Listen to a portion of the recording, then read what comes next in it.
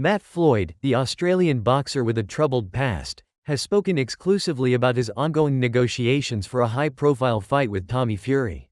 Floyd explained how his representatives have been in talks with Spencer Brown, Tyson Fury's manager, and Mams Taylor, the co-president of KSI's boxing promotion Misfits, about finalizing the fight.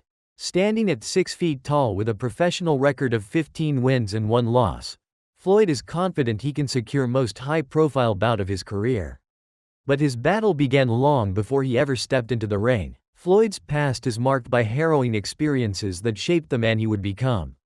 His early years were spent in and out of foster care, bouncing between homes before finding himself in a horrific situation at just 10 years old.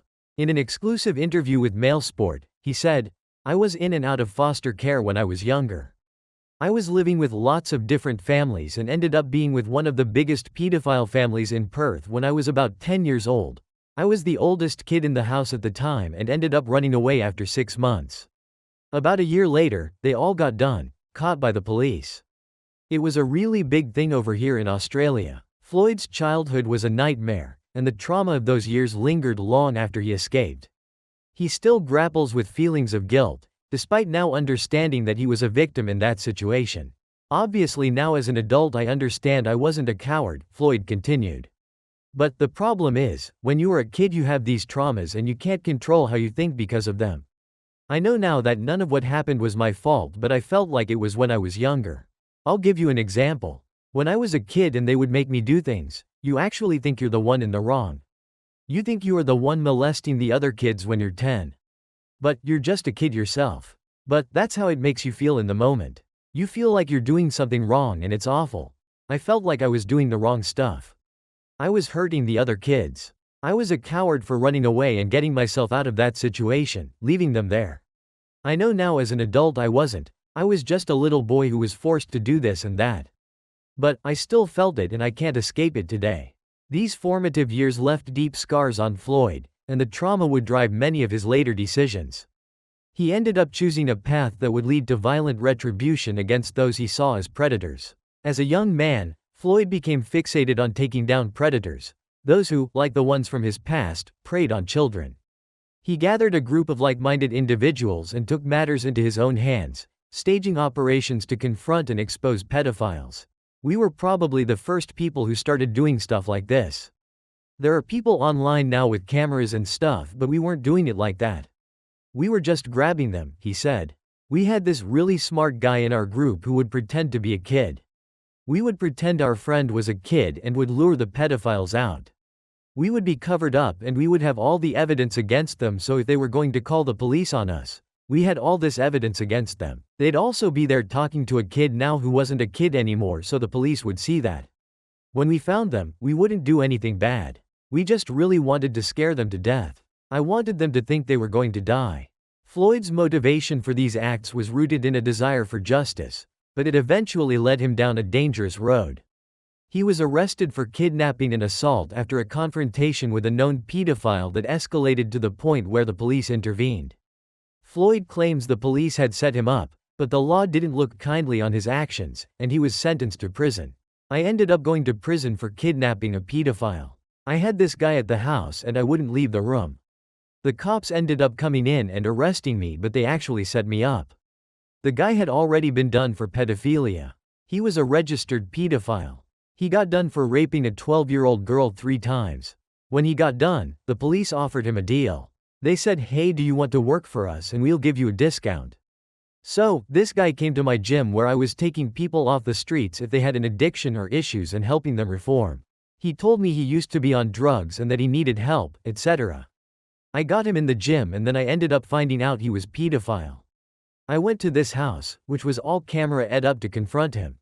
When I got there, I wouldn't let him leave the room because I wanted to know about what he had done to the 12-year-old girl. He admitted to other stuff, like his sister and all sorts. Every time he went to leave the room I wouldn't let him leave.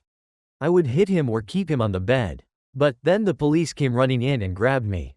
That's why I ended up going to prison for kidnapping and assault. They wanted me because of other things like being a leader of a gang, but they couldn't get me for that, so they put me in prison for this instead. I did about 2.5 years before being sentenced to 5.5 years. His time behind bars, however, did not break him. Instead, it became a turning point, ultimately leading him to boxing and helping others that had experienced the same trauma. But before his imprisonment, Floyd had become a leader in a local biker gang, a position that he achieved at the young age of 22. Known for his toughness and street smarts, Floyd quickly rose to power, a role that would eventually become part of his redemption narrative. The gang I joined was a bikers club. It's the same thing as a gang, it's just a different name. They ride bikes. I never even rode a bike but ended up in the gang. I could fight really well and they liked me because I grew up on the streets. I was made a leader pretty fast. I was probably the youngest ever from where I'm from, so I had that big name for being this ruthless person. But Floyd's incarceration also provided the clarity he needed. As he rebuilt his life, boxing became the key to his future. Upon his release, he began training seriously and became a professional boxer, determined to change his life and set a better example for others.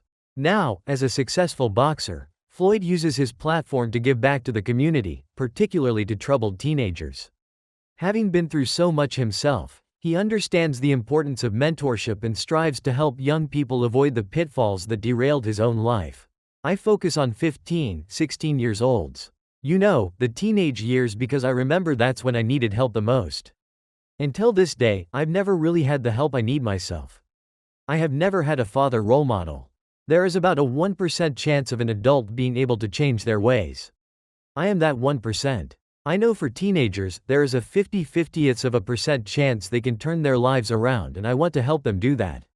I reckon if I get 100 kids at my gym, 100 of them change their lives and I've seen it. This drive to inspire others through his own example remains at the core of Floyd's boxing journey. His ultimate goal isn't wealth or fame, but to prove to young people, especially those who faced hardship, that change is possible. I don't care about the money. You can keep the money, I just want to show the boys at my gym that this can be done. I want to fight the best in the world and show these boys that you can go from jail and through what I've been through to succeed.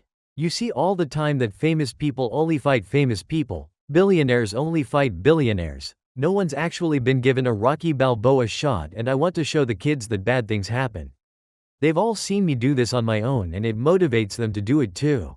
Today, Floyd's sights are set on a showdown with Tommy Fury, the younger brother of heavyweight champion Tyson Fury.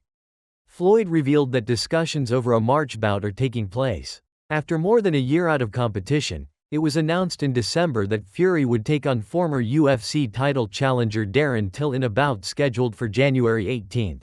The fight would have marked Fury's first fight since defeating KSI in a lackluster decision in Manchester in 2023. However, the fight was called off after Fury pulled out. Misfits co-president Mams Taylor claimed last month that talks were underway to find a new fight for Fury. While Floyd took to social media to claim he was due to fight the 25-year-old next, when asked by whether contact had been made with Fury or his team, he said, "There has definitely contact between my team and Tommy Fury's team. Big Francis isn't someone who mucks around. He is Jay Apatai's manager and he's managed a lot of big names. He's now looking after me. He's been in contact with Tyson Fury's manager Spencer Brown. He's good mates with Spencer and he's been on the phone with him. He was literally talking to him a few hours ago. He forwarded me a message from Kale, the guy who runs Misfits, and he said we're gonna talk about your man down under tomorrow or next week." Referring to me, Floyd went on to add, "This Tommy Fury thing has been a roller coaster. It's giving me a headache. It's been like weeks. I don't understand all of this." So, he got involved. He's like, "I can't 100% guarantee you Tommy Fury but I will get you on that fight. You'll be fighting someone.